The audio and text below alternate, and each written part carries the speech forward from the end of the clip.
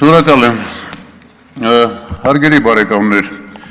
ես հիշում եմ, որ Երևանի ավականու ընտրություններում ԿՊ-ն կարգախոսում էր,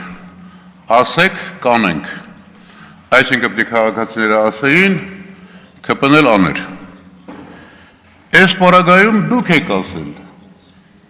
մենք ասում ենք ձեր ասածը, ձեր խոստացածը կատարեք,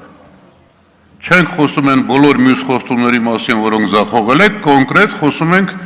շուրջ 500,000 մեր կենսաթոշակառուների մասին։ Բերել ենք, դրել ենք դեր առաջ, ասում ենք, խոստացել եք, պարտավորվել եք, կատարեք։ Ինչու ենք ասում, որ ենքով կատարեք։ Որովհետև վաղը դուք չեք լինելու, դուք իշխանություն է լինելու և արև-արևիրքիցների դուրս գալու արևմուտքում մայրամտնելու, բայց պարոն Ռուբինյան այստեղ նստած չի լինելու, Ռուբինյան չէ, Արշակյան այստեղ նստած չի լինելու, որպեսզի ցանկացած կառավարություն այս պարամետրերը բավարարի։ Հիմա ես իմ ձեռքի տակ կա մի քանի ցուցանիշներ սկսած 99 թվականից։ Տեսեք, 99 թվական։ Միջին կենսաթոշակի չափը աշխատանքային 4225 դրամ։ Չեք հիշում, չէ՞։ 2008 թվականին այդ կենսաթոշակի չափը եղել է 22500 քանի դրամ, այսինքն 5 անգամ 500%-ով ավելացել է, և 2008 թվականին ավելացել է կենսաթոշակները 68%-ով, 2008-2018, 2008-ին ասացի արդեն 22500, 2018-ին 40,000 դրամ, 40,113, այսինքն մոտ 2 անգամ 100%-ով։ Հիմա նայեք ձեր